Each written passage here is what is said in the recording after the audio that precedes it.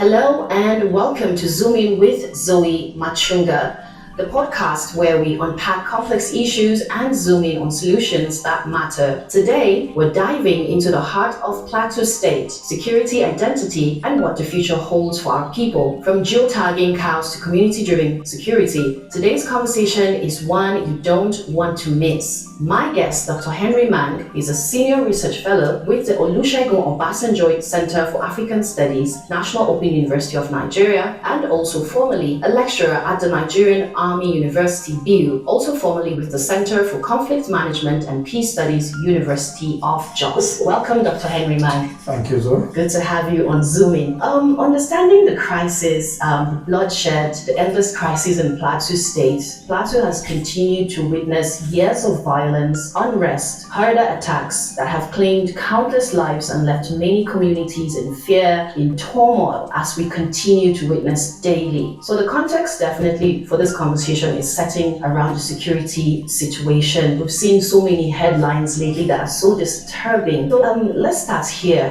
What is happening in Plateau State today that we're not naming properly? Because it seems calling the situation out for what it is, because if you don't call something by its name, then you don't even know what you're dealing with. Well, so you can't name something that is hydra-headed. You could call it Medusa, the Greek legendary lady with different snake heads. But it's not, you can't name the crisis in Plateau as one thing. It has transformed since 2001 to different things. But what it is today, if we're going to give it a nomenclature, I think we can call it the decision to seize our lands or to take over, as the case may be. But it doesn't just end there, because you have to give it an origin. What did it start as? It first started on the basis of identity and religion. And that is where everybody is running away from right now. But it all started on the basis of identity and religion. The 2001 crisis started because of the fact that some people in parts of the state, most especially the capital, felt that ownership of the capital was theirs. So it was an identity-based kind of conflict. The religious aspect of it occurred because, was said to happen because it happened on a Friday after prayers in the mosque, and based on what was said to be an aggression towards prayers in the mosque. So it was believed that a woman had attempted to pass through the prayer ground on the 7th of September 2001. So her attempt to force herself to go to her house, passing through a prayer ground, was was said to be the trigger. And so you see, when you talk of identity and religion, these two things play, or they played in 2001. Because the idea was, okay, she was a young woman who was, in fact her name was said to be Rhoda Palm, attempted to cross through a prayer ground, a Jumat prayer ground on a Friday, and that instigated a lot. But even before that, there were issues concerning the local government. Just North local government in itself at that time had also had its own issues. The creation of Just North by the Babangida administration had its own, had complicated issues. But it got worse when the then local government chair, or the appointments that were made at that time, were made to certain conveniences that both sides, both identity groups, felt were not convenient for them. I think we'll not dwell too much on this. That.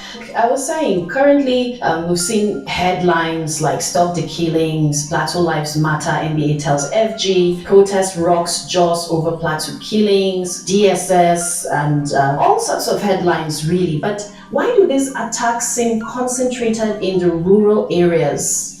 Well, they're concentrated on the rural areas because they are the only areas that have not been occupied.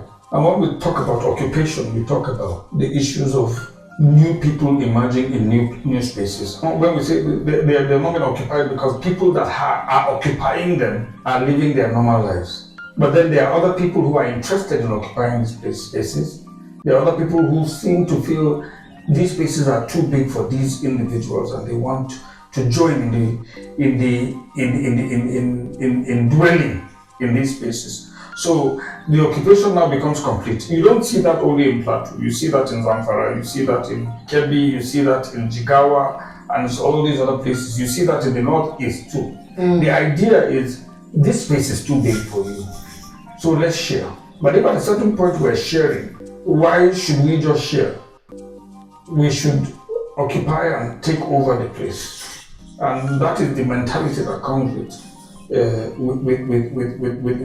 fight that is there. So the idea is not, it's when you say it's occupied, it's already occupied. It's occupied by a small group or groups that are relatively small.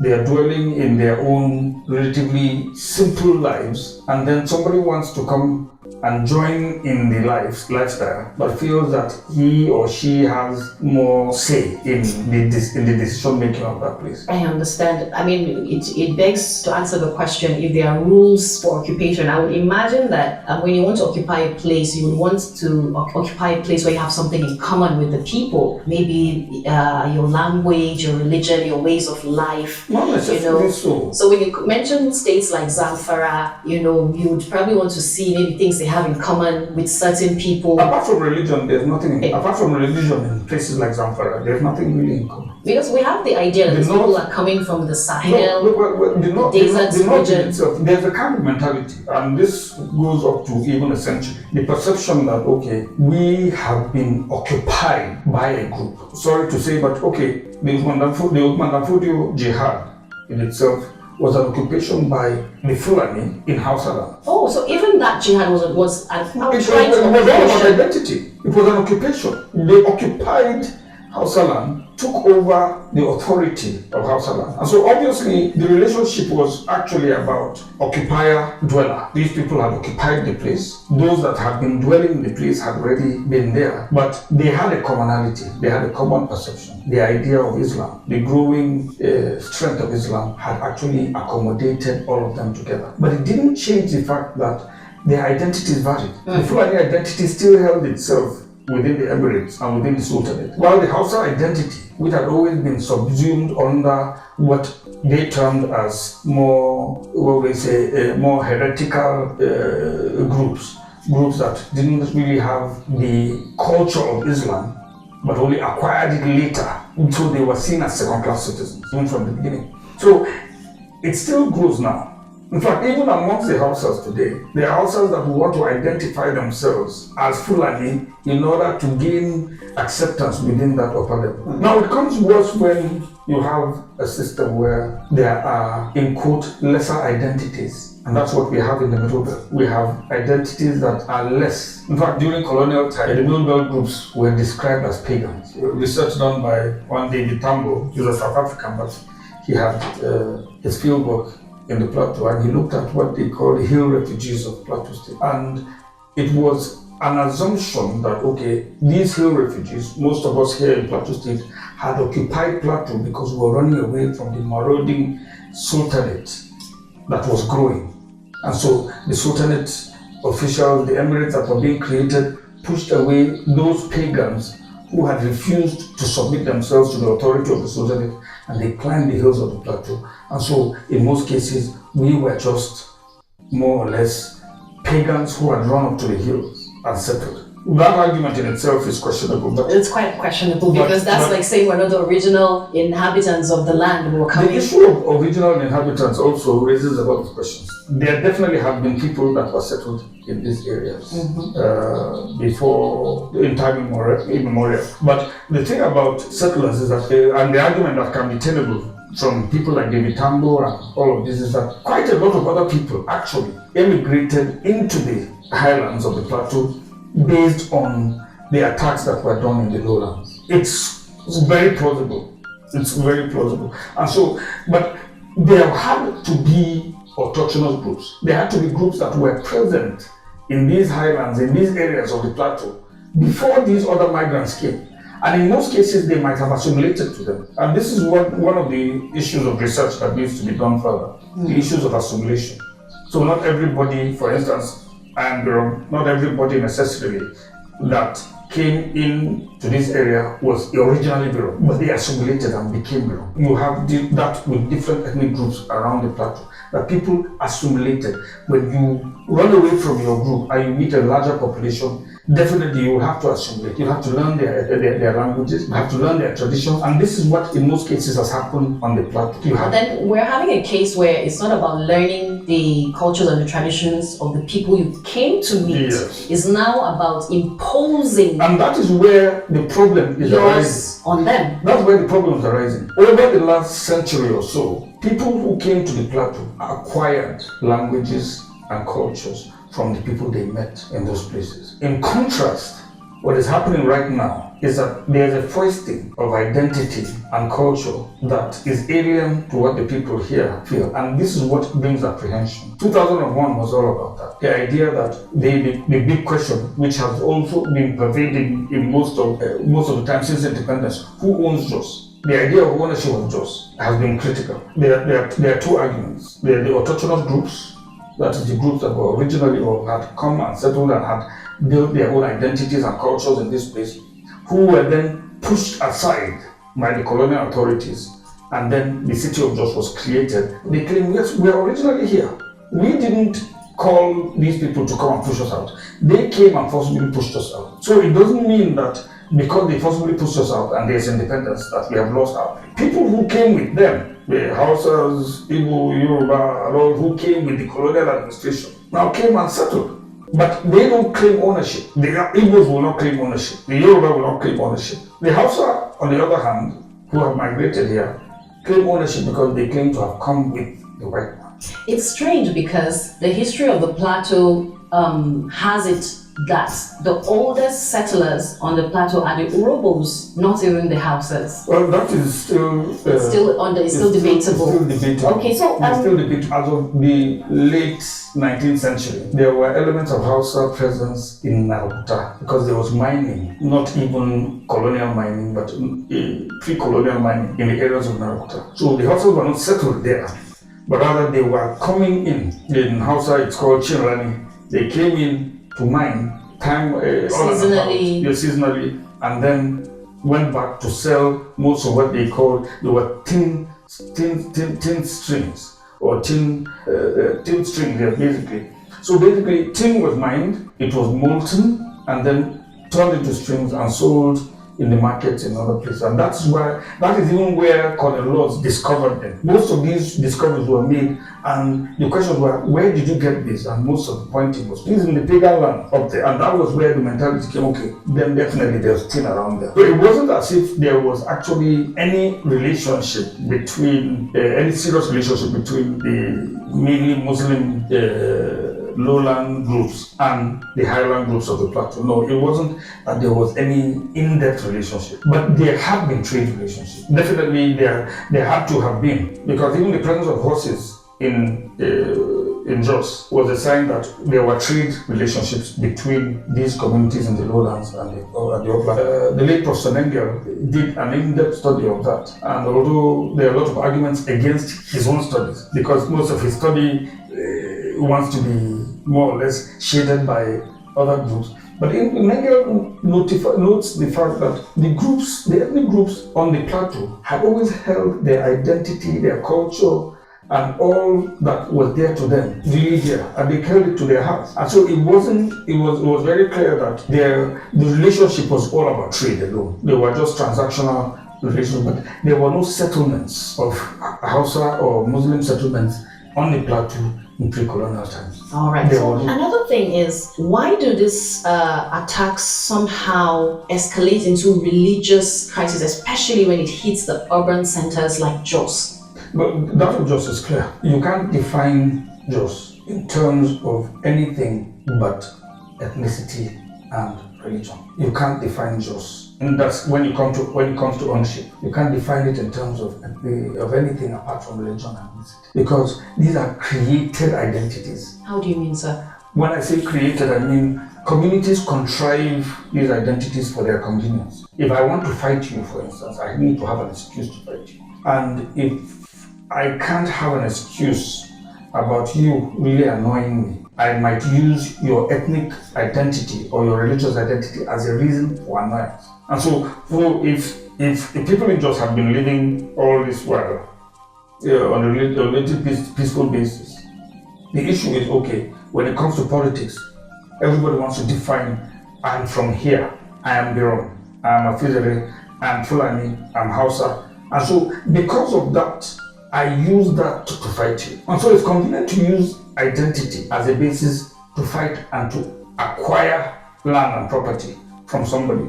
Because it's not easy for you to use any other thing. So if you're going to use popular votes, numbers matter. But if you're going to use identity votes, the numbers don't necessarily matter. If it were that Jos was a normal city where the ideas about religion and ethnicity didn't matter, then the most capable person will be voted for. But the idea is that at the end of the day, everybody comes and says, no, I'm your brother. I'm from your place. You vote for me. Don't vote for the other. And so identity becomes the staple in discussions when it concerns Jos. But once you go outside Jos, the numbers also vary, which is what is changing right now. The numbers have always varied outside Jos. The population of Muslims or Christians or Hausa or Yoruba or Birom had been contested in Jos. So you could find, yes, you could say, okay, the Birom can claim ownership of Jos.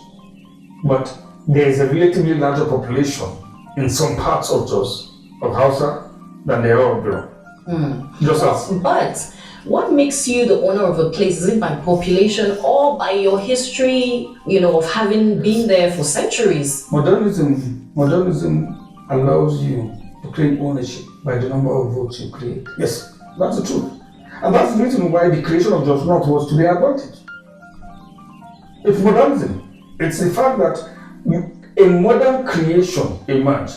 Instead of creating Jos for convenience, it was created by what Americans will call gerrymandering. Now, gerrymandering in the American sense, and this was done in 18th century America, where politicians, the Republicans and the Democrats, were anxious to get certain states. And so what they will do is they will create certain constituencies to the convenience of the population that was favorable to them. So, for instance, in the 18th century, the Americans, what they did was, for instance, the Republicans will carve out a constituency, knowing that the larger population of that constituency was basically sympathetic to Republican causes.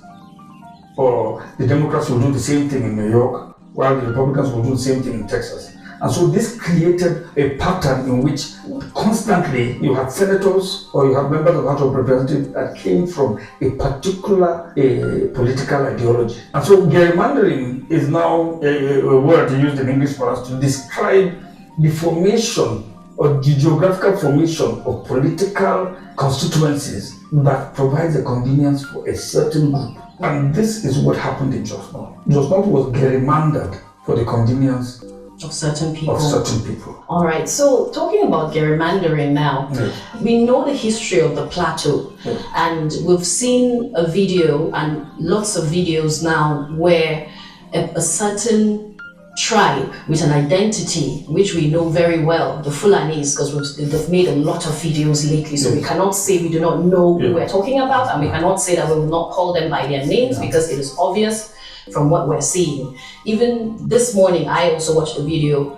where one of their Ardos was saying that they have nowhere to go but Mangu, and they have been in Mangu all their lives. Their forefathers have been in Mangu. So we're watching, is this also gerrymandering, or is this, what do we call this new situation? Because it's happening in real time. No, this is not gerrymandering. This is what we will call a situation where the people of Plateau themselves have allowed the circumstances to change for them. So you define your space. If you don't define your space, people can define it for you. And that's what's happening right now. That's what has happened over time. That spaces have been defined based on the fact that, okay, we have relationships. And these relationships are true. When a Fulani man tells you that his forefathers have been here, it is not a lie. But we're talking of what relationship his forefathers had with your forefathers. In pre-colonial time, there was a symbiotic relationship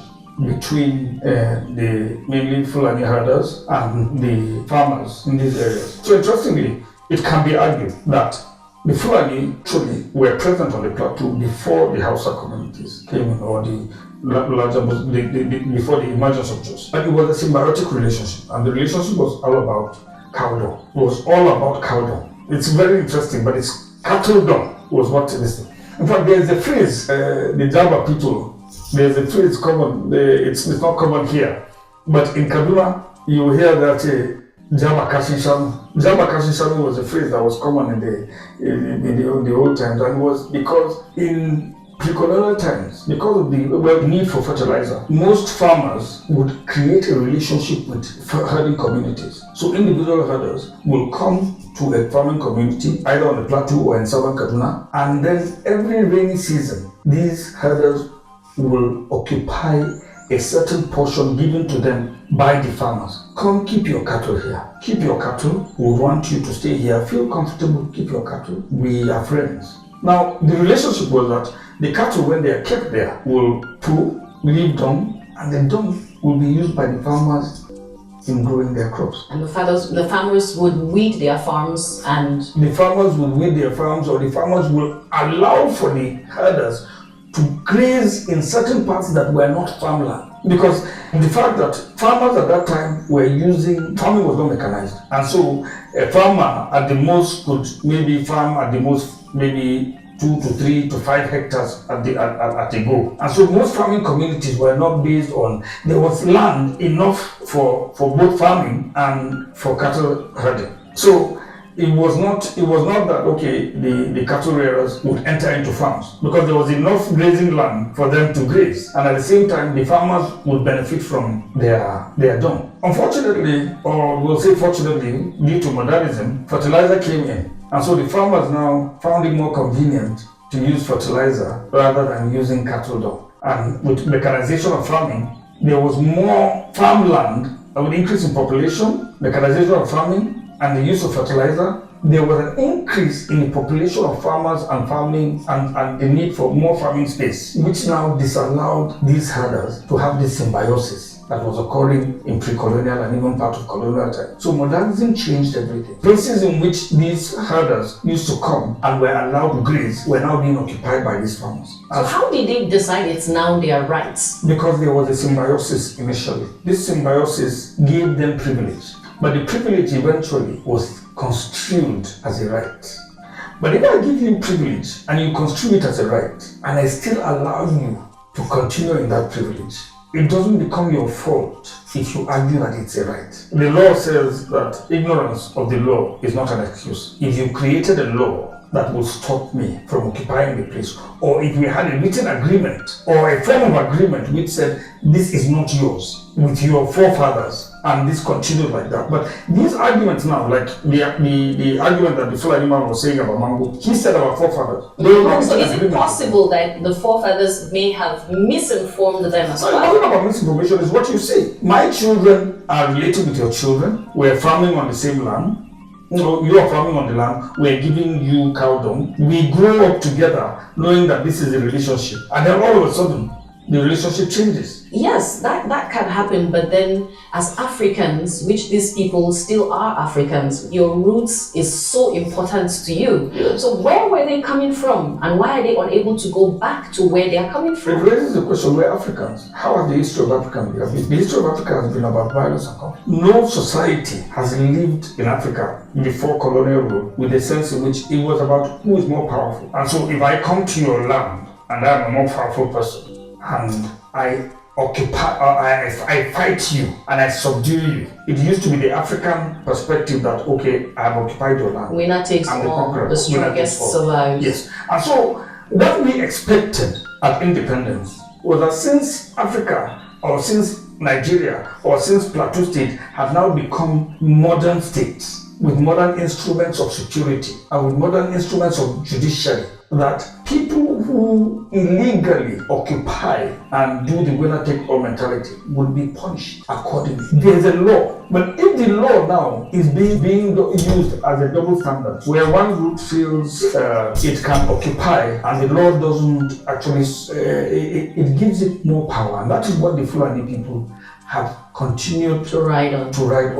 The fact that the law doesn't speak to them, the law only speaks to those who follow the law. But the Nigerian state itself has a fault, because the Nigerian state has so much, is it fear or a kind of desensitization towards the outlaw tendencies of the Fulani, that it gives them that power and they do whatever they want. In fact, it's quite interesting hearing conversations. A week ago, the retired General Tiwa Danjuma had reiterated something he had said many times that people should defend themselves. And the governor of Jigawa came out yesterday to say that Tiwa Danjuma should be careful about what he says.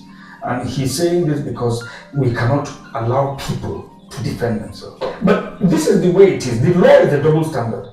People can kill you with all impunity, but you can't defend yourself with the same impunity that the people who kill you use. Interesting. All right, let's look at the political responses and the governance. Let's look at the history now. Has the Plateau State government historically, since this crisis began, has the Plateau State government had a proactive or reactive approach to this insecurity? Nigeria has always been reactive. It's not about Plateau alone. It's about Nigeria as a whole. Nigeria has always been a reactive state to conflict and to crisis. The crisis in Nigeria as a whole is always reactive. And so basically, we have a death wish more or less as Nigerians. We expect crisis to come and we leave it to God when it comes. And so we are not proactive because every crisis situation is an act of God. And so if it doesn't happen, God allows it. If it does happen, God allowed it. So we have the tendency to just leave it to God. All right. In other states or in other countries, the idea is, okay, let's take action. Let's deal with certain issues before they emerge. Not just the symptoms. But let's look at these symptoms and try to work out the possibilities, scenarios with which these issues can be curbed if they should occur. In Nigeria, and in Plateau State specifically, we wait for these things to occur, and then it's as if it gives us an opportunity to cry and to complain. Okay, this has happened. So still looking at the history, we know that under different administrations had different security scenarios play out. We know that under Babajan, it was a different situation. We know that under Lalong, what did these different administrations, what did the time that they spent in governance mean for the security of Plateau? Well, it meant different things for different groups. Because it has in succession become worse, which with each... Well, it becomes worse because there is no standard policy. And you can't have a standard policing policy, a standard judiciary policy, a standard security policy, and then expect and not have a fluctuating system. So in some cases, peace is conveniently created if some people submit themselves to certain authorities. It raises the question. Let's go back to the comments made by the Fulani leader in Mangu a few days ago. He says that if you don't want peace, we will make the place inhabitable. And so this is a citizen, a civilian, talking in front of policemen and talking in front of... There was an army man standing right next to him, saying, in if uniform. If you don't want peace, we will make Mangu uninhabitable. And there is no law for him. So this is the double standard I tell you about the issue of law and justice. If it were that I, as an individual, come out and say, we're going to make Plateau State uninhabitable for some people. And that person makes such a speech and I make that statement. Yes, and I make that statement. I'll be called by the DS. I'll be called by security agencies. And I'll be questioned. I might be locked up. But there are certain people who have certain privileges within the state. And this is the issue that comes with the kind of governance systems that come. If you have a government that is aggressive towards certain groups, the state might frown upon him. We saw that in the Jan administration. The federal government was frowning upon him. We saw a relatively different situation in the Lalong administration, where the federal government seemed to accommodate him. Now, we don't know what will happen in this government, because, this government is still ongoing. So we don't know whether there will be a stance to say we will defend our people, or a stance to say we will work with government to try to find out this problem, or a stance to say, okay, we allow peace to reign. So there are three things now. Are we going to defend our people as Plateau? Or are we going to say, okay, what can the federal government offer to us? Or are we going to say, okay, since you people say it is your forefathers have been here and you want the land, we can try to negotiate with you on how we'll give you land. Yes. Then have you this. wonder whose fathers or grandfathers or great grandfathers' land now, because But in today's world, everything is conscious. It's the fact that somebody has the audacity to say this, and the state doesn't see it as necessary to condemn this, that actually raises the question about who is really in authority within the whole system. All right, so let's look at traditional rulers and local leaders. Are they doing enough, or are they being sidelined when it comes to critical security conversations? I don't think we even have a reason to even ask that question in the first place. Our traditional rulers don't have any power. Our traditional rulers don't have any power. How so? They have not been given the power. There's presently a bill instituted by a senator which is trying to work on and around, I think it's Senator Lalong. I think that's trying to give traditional rulers certain powers.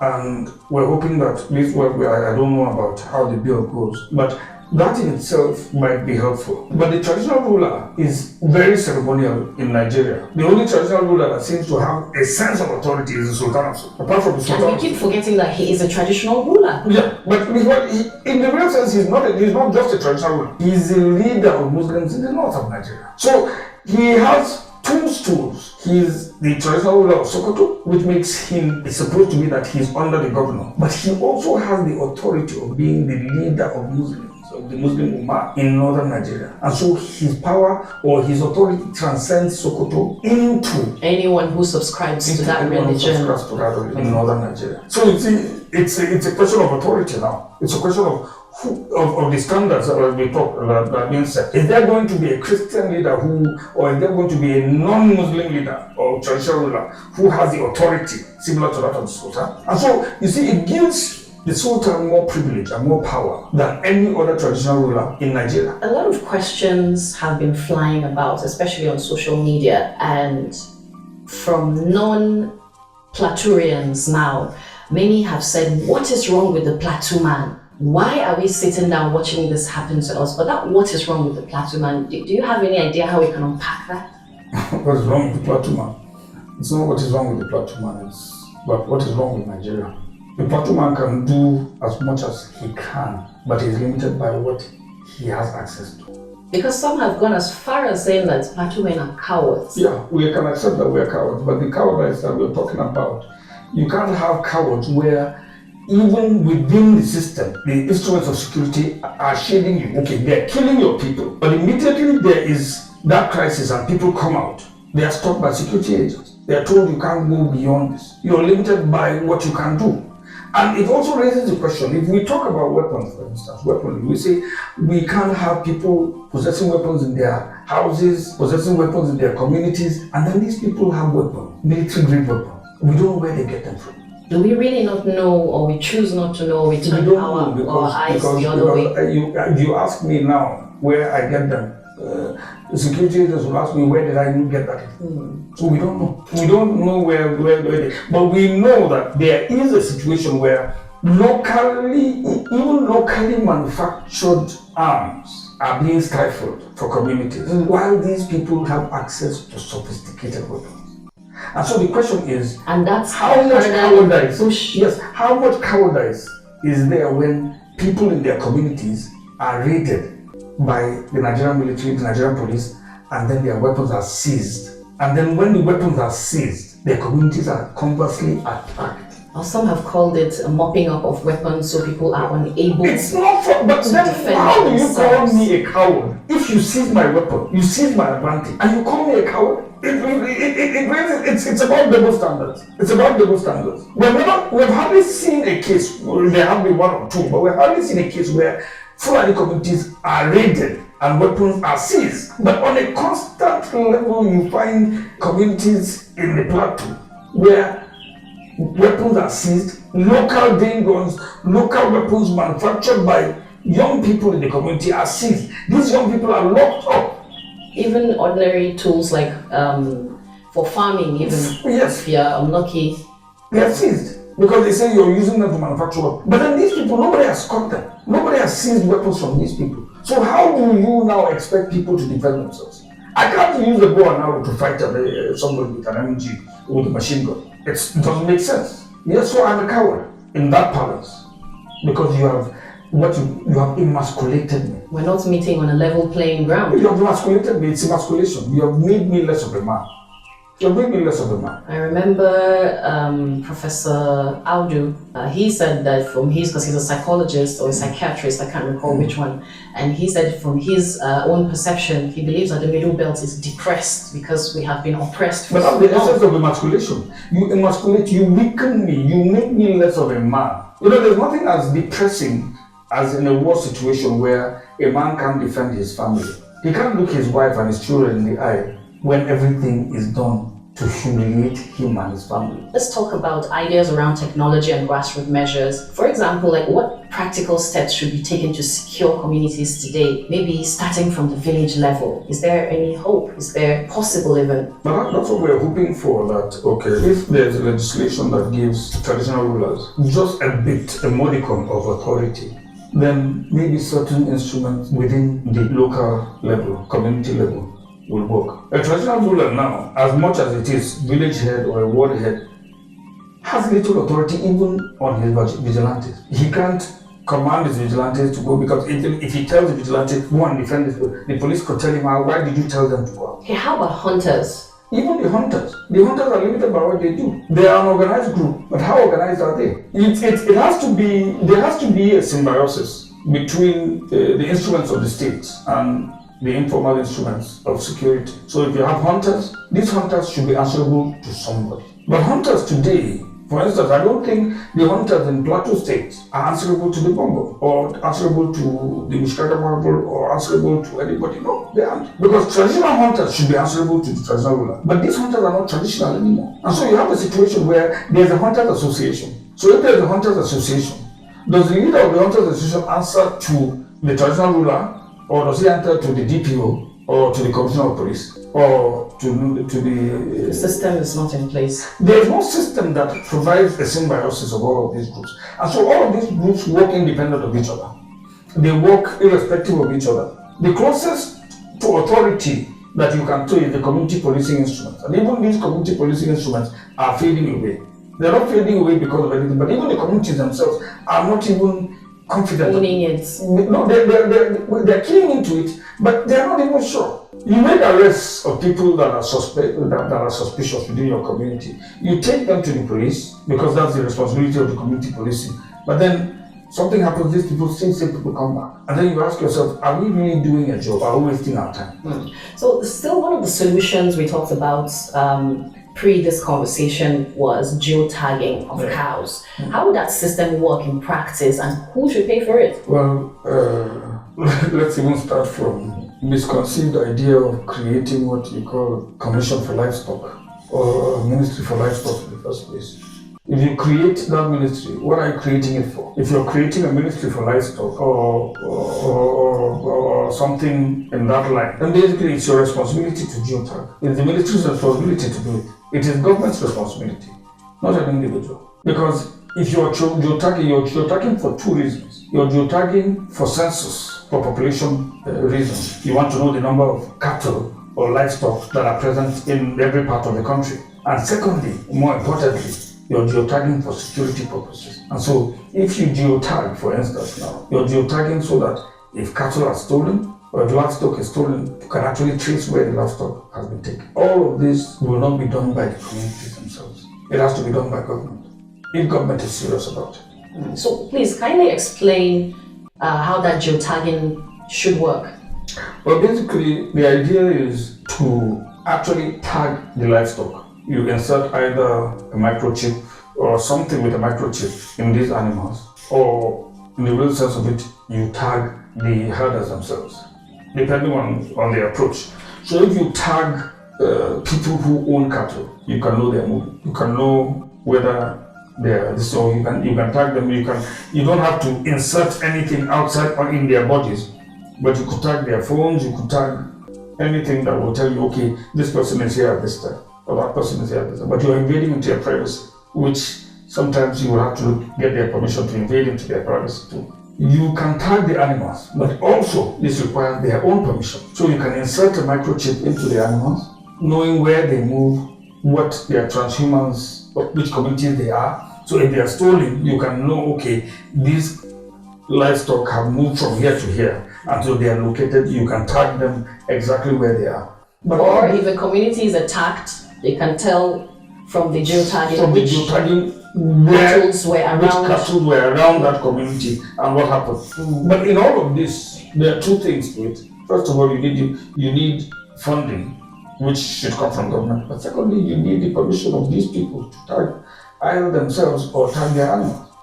You can't tag without their permission. Let's look at another solution: solar-powered CCTV systems. Can they become a substitute for human security presence, especially in vulnerable areas? No. Let's not even go there. I don't think we have the capacity, but we don't have the will. We have had so many solar-powered CCTV cameras in Nigeria. In Abuja, where the federal capital is, their CCTVs don't even work. And so you want a situation where you would take CCTVs to remote villages and expect them to work. I believe using CCTVs was successful in the metropolis. Then you could take them to these areas. So to be realistic, it's not going to be a waste of money. How about drones? Because we know that the state has some drones at the moment. I don't know why it hasn't been used for information gathering. Well, let's assume for the state's sake that they signed the agreement with the company just recently, and so we're giving them time to organize themselves. Although there's little time now because most of this violence is taking place. There is no time. Yeah, so maybe there's no time, but let's just give them time. Let's give them a sense of, okay, they have made a move, and so the move might consequentially give out something. The thing is, every minute, every second you wait, somebody may just be losing their lives, and maybe that drone could be more useful if they put it to use. The question is, what is the drone going to actually use for? I don't think the state has actually told us what the drones are going to be used for. Yes, they say they are for security, but in what way? Would the drones be flying 24 hours? Would the drones be sent out immediately there is information about a crisis situation? Or are the drones going to be left there to just surveil at their convenience? Because there are some things. I stayed in the Northeast for a while, and there was something that was happening. The Nigerian Air Force will say we're doing reconnaissance missions, and the reconnaissance is once a week. And so you see the planes flying maybe once a week or once in 2 weeks, and you don't see the planes again. So you don't know whether the reconnaissance is taking place in different parts or they are not covering all bases. But the idea is you want to bring in drones. The drones should be capable of working 24 hours. If not working 24 hours, working when the need arises. For instance, now if there's an attack immediately, can the drones be dispatched in the next 5-10 minutes to reach these places, to track these people that attack and are leaving? All of these matter, and maybe in a way, and the state government has not really given us details. Maybe for security reasons, they're not giving us details of what the drones are capable of doing, and we can understand with them. But the reality of it is, we would want to wake up one day as Plateau people, and since the drones have cameras, see these people attacking us. See videos of these people attacking us. Put it in public so that at least, even if the federal government is not going to act, we have seen pictures of the people attacking our communities and doing all of these things. Would you say currently or right now we do not have evidences or in any form of the people attacking Plateau State? But even if you have the evidence, can you show it? Even if you show it, what difference would it make? But what do you mean by evidence in the first place? Because you said you would like to see videos of the people attacking. This is the thing. If I say I have a drone, and the drone has a very strong camera, because the government talked of billions into this contract with the drones, that means the drones would have very high magnifying cameras. So if, for instance, now there's an attack in Massa, for instance, and the drone is dispatched from wherever the base is, and it reaches there, and is able to track these people who attacked, and it videos them, right? It behoves of government not to just use it as evidence in court, because these people have not been caught, But let it be shown to the public and say, these are the people, these are the wanted people, these are the people attacking you. But we have seen many evidences. Which one? Of them at least going into farms, their cows going into farms. Have you Sometimes seen they their make pictures? videos. Yes, sometimes Have you seen have you seen their faces? If they put cows I've and seen the cows. they've seen the cows, but have you never seen their faces? If we have evidence of their faces, let it be shown. The thing is, and many times, these are the things, when you go to court and you claim that somebody killed your brother or your sister, if you don't have cogent evidence, no judge would agree to have somebody hanged over evidence that's not substantiated. All right, so let's leave that there. Is community policing still a feasible strategy in 2025? It is very feasible. It is one of the most functional instruments of security in any part of Nigeria. But it is only functional with state funds, with synergy between the traditional rulership and the state itself. Without having a synergy between the state and these informal instruments, community policing is not going to be possible. When it started with a very interesting thing. The community police units of every community were answerable to the DPO. And this worked very well, because most DPOs were ready to actually work with these communities. The problem now became, how do you approach it? How do you make arrests? What are the terms of reference for these community-based policing instruments? There was really no build-up to it. And so community policing is, to me, one of the most viable things. Interestingly, in Plateau State, they have what they call the civilian JTF. And where I used to stay in Plateau State, the civilian JTF dealt with almost all domestic issues. Very few things went to the police itself, because civilian JTF served as both the basic security for the communities and at the same time looked into domestic issues and referred most of the issues to the police if they escalated.